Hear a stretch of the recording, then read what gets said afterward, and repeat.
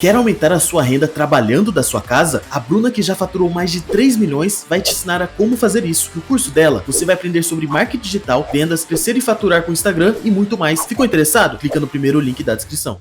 Cara, isso que você falou de preço, né, é tão importante porque, assim, eu vejo, né, fazendo aqui o exemplo que você falou, empresa A tá 15, B tá 10. Aí o cara tá comparando, tipo, Itaú com Magazine Luiza, né? Totalmente diferente, né? Já tá por aí. E outra coisa que muita gente tá falando sobre preço, né, hoje é sobre o Bitcoin, né? Eu lembro que, eu conheci, assim, o próprio Bitcoin, né, ouvi falar, na verdade, em 2016 na faculdade, né, que era um amigo nosso comum, o Felipe. Deve falar numa época boa. Sim, eu lembro que o Bitcoin, se eu não me engano, tava 8 mil e pouco tempo depois chegou um 16, alguma coisa assim. Só que a gente isso, tava isso endividado. já foi 2017. 17, já. então foi A 2017. gente tava endividado, aí não dava pra investir. Aí não dava.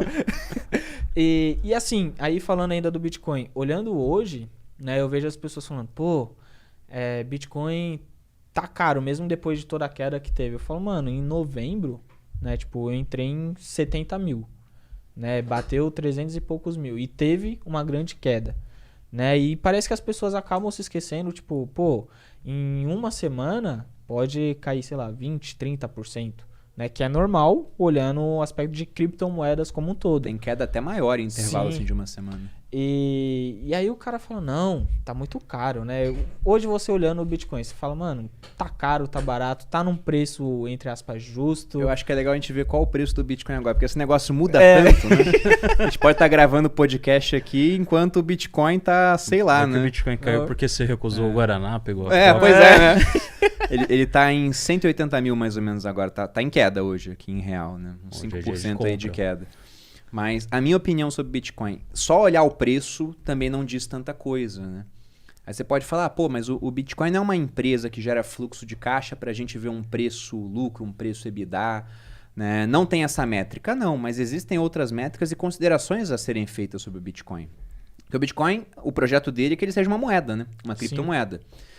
Vai ser isso realmente? Eu tenho um certo ceticismo com essa questão dele ser usado de fato como uma moeda.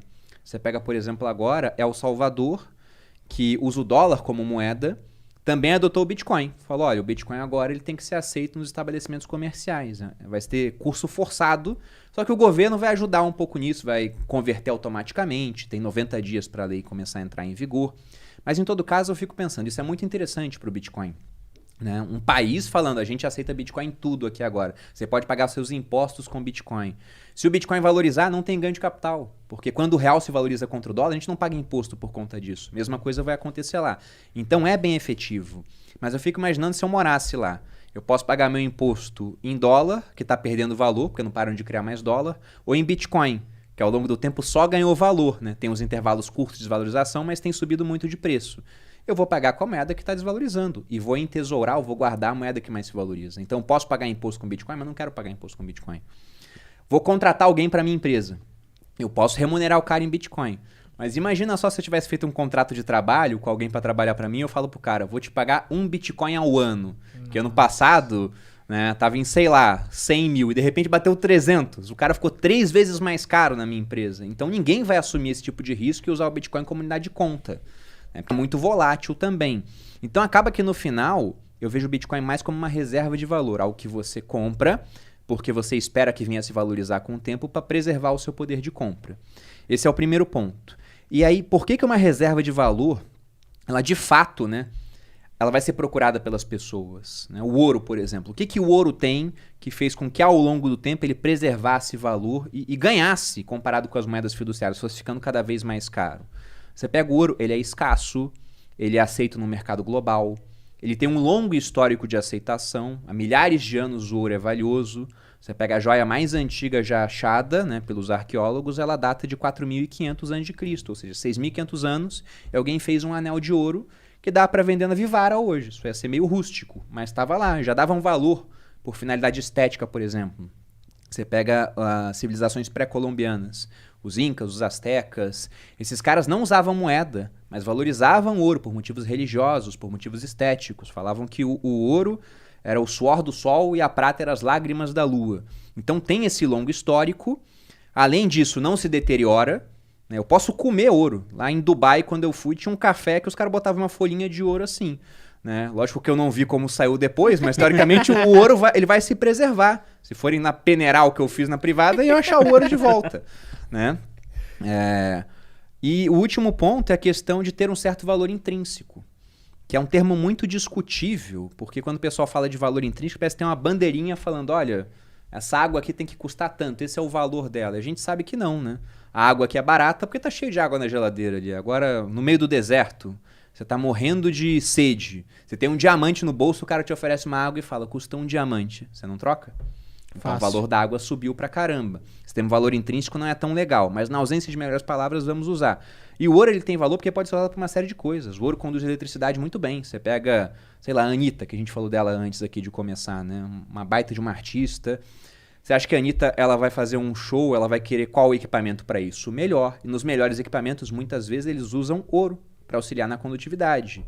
Então, há muitos usos que você pode fazer para esse metal. Desde muito tempo, principalmente estéticos. O Bitcoin tem todos esses fatores. Ele só peca em um fator, né? Ele é escasso, ele é aceito no mercado global. O longo histórico de aceitação dele é o que falta, mas isso também tem um ponto a ser apresentado. Ele tem esse valor intrínseco, porque se você tem um monte de mineradores investindo um monte de dinheiro em equipamento, em gasto de energia, é porque os caras são idiotas? Não, eles acreditam que aquilo tem valor. Né? E o outro ponto é que ele não se deteriora com o tempo. Ele é um ativo digital. Podem passar 100 anos e ele continua existindo. Né? Desde que a rede dele continue existindo. E o ponto do longo histórico de aceitação vale frisar o seguinte, né? O Bitcoin tem 12 anos.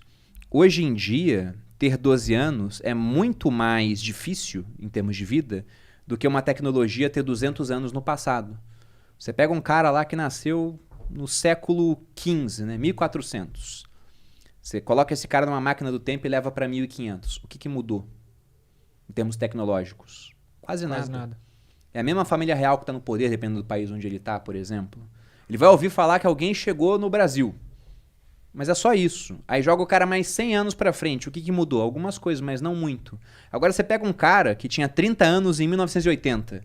Joga ele nos dias de hoje. O mundo mudou pra caramba. Porque a gente não para de mudar, evolui muito rápido. A primeira vez que eu peguei um Uber foi em 2015. Depois eu cheguei a ficar... Até hoje eu tô sem carro, na verdade. Eu cheguei a ficar... Dá 4 anos sem carro, só andando de Uber. O negócio mudou minha vida. Então mostra, né? Até 2015 o táxi mandava. Agora o táxi tem um sério problema e provavelmente o taxista não vai existir no futuro da maneira que a gente vê hoje. Então ter 12 anos hoje é muito diferente de ter 12 anos lá atrás. Por conta disso eu vejo o Bitcoin como uma reserva de valor.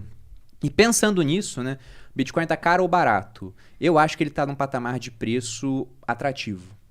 Porque, primeiro, ele chegou num pico aí de 360 mil, mais ou menos. Está na metade do preço agora. Esses períodos de queda, eles são normais. E, inclusive, por algumas métricas que a gente pode usar para o Bitcoin, ele parece estar num ponto legal de compra. E quando eu digo isso é porque eu comprei nesses últimos dias. Que é o seguinte, tem duas métricas interessantes. Tem uma que mede o otimismo e pessimismo do mercado. Tem várias, né? Mas vou citar uma aqui chamada Fear Grid Index. É gratuito, você pode jogar na internet, você consegue ver todo dia. Você bota lá um termômetrozinho. E geralmente, quando o preço está subindo muito, as pessoas estão mais otimistas e estão propensas a pagar mais caro.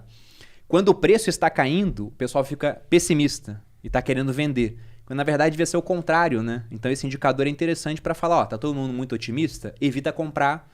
Se tiver muito, até vende um pouquinho. Tá todo mundo muito pessimista? Compra. Né? Ou evita de vender, porque geralmente depois do pico do pessimismo, o pessoal volta a ficar otimista com subida de preço.